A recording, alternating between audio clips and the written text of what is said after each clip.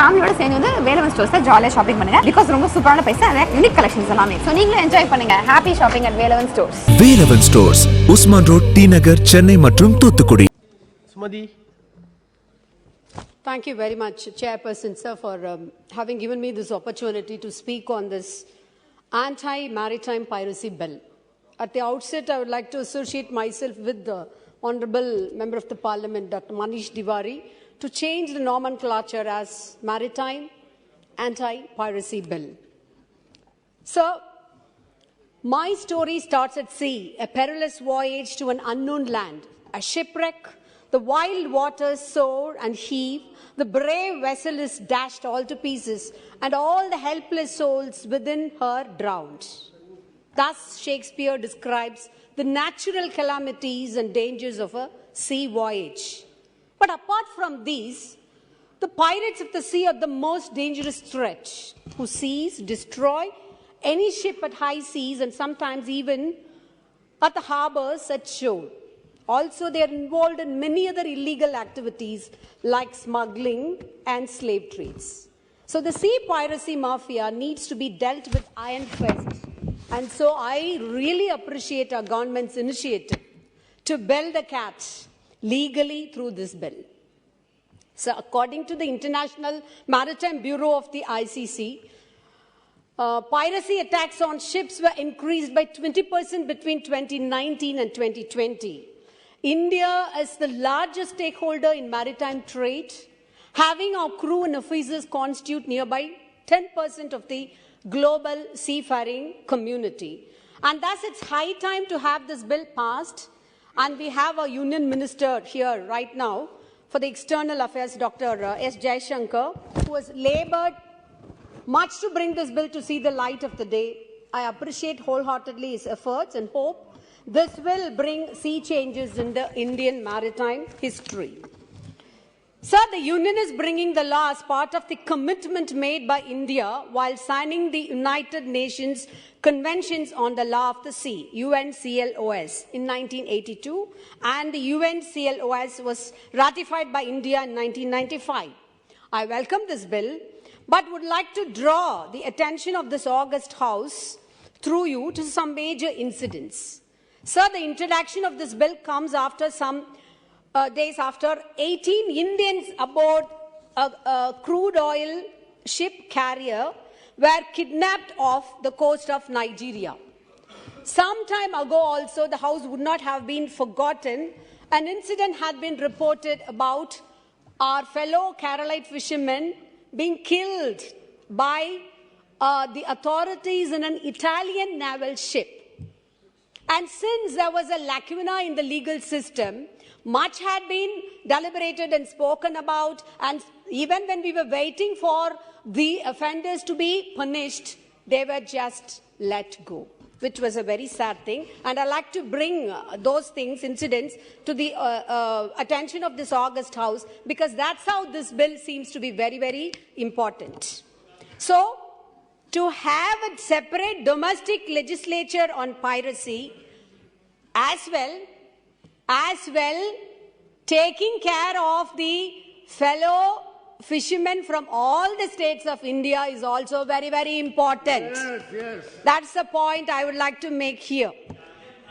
So far, we have to rely on the Indian Penal Code relating to the offence of wartime piracy in India, and the penal codes are only applicable up to territorial waters. Also, the international naval presence in the Gulf of Aden made the pirate to have a paradigm shift to east and southwards. So, everybody's eyes are now up to the southern part. I appreciate the initiative to pass this bill after so much mulling over on discussions from 2019 onwards, as have been pointed out by my esteemed colleagues. However, during the 15th Lok Sabha, a redrafted bill was presented and it was lapsed. So why I am just pointing out the detailed efforts is, while so much effort have been taken by the Union government, showing keen interest and evident interest to safeguard Indians, our trade and other seafaring activities, sheer neglect has been shown to our Tamilian fishermen throw out. Aren't we the sons of Bharat Mata, as you proudly say? So whenever there is a Tamilian fisherman being attacked by the Sri Lankan Navy, the headlines will scream that Indian fishermen are attacked. Whereas in Gujarat, I won't budge in. Whereas Tamilian fishermen are attacked, the headlines will scream, Tamilian fishermen are attacked. I beg your pardon. But wherein Gujarati fishermen are attacked, then the headlines will say Indian fishermen are attacked. Why this stepmotherly treatment to us? Our Chief Minister, Thalapathy M.K. Stalin, has umpteen number of times raised this issue, and our floor leader, respected member of the parliament, Sir Tia Balu sir, also has raised this issue in the parliament. But recently, how many incidents have been, listed? See, 600 fishermen have been killed in the recent times, and thousands of their fishing vessels seized and damaged, more than 600 in the last 30 years. But the government is not taking any stringent laws through legal actions rather than negotiations and table conferences and diplomatic talks. Also, sir, another important thing is, I would like to bring to your kind notices regarding the Kachathivu. Yes. Sir, Kachathivu was ceded to Sri Lanka in violation under the 1976 agreement, but without the approval of the two houses of parliament. Diplomatic efforts are of no avail considering the fishermen and other issues. India should step into action to reclaim and bring it under our sovereignty. If necessary, the International Court of Justice may also be approached. Sir, no doubt, I welcome this wonderful, important piece of legislation whereby the union government is empowered to notify designated courts for the trials of piracy and also to increase the scope of maritime navigation beyond the territorial waters to cover economic EEZ. So I have a request here to the union minister, kindly set up one or more courts of sessions in southern parts, especially in Tamil Nadu. That is our kind request. Especially in Tamil Nadu should be set up. Sir, as has been pointed out by the members of my respected colleagues here, the punishment of a death penalty is not at all advisable, and as had been rightly pointed out by the union minister here also, we hope that it would be abolished, because we have had this history of Justice V.R. Krishna Iyer, the pioneer of judicial activism, who is a strong advocacy against the capital punishment, and our CM is also, all of us are against it, and our own Mahatma Gandhi, we have him, who has said that I cannot in all conscience agree anyone being brought to gallows. Even countries like USA, Italy, who have been part of this, which have been refrained themselves from this capital punishment. Sir, I have a few suggestions also apart from this.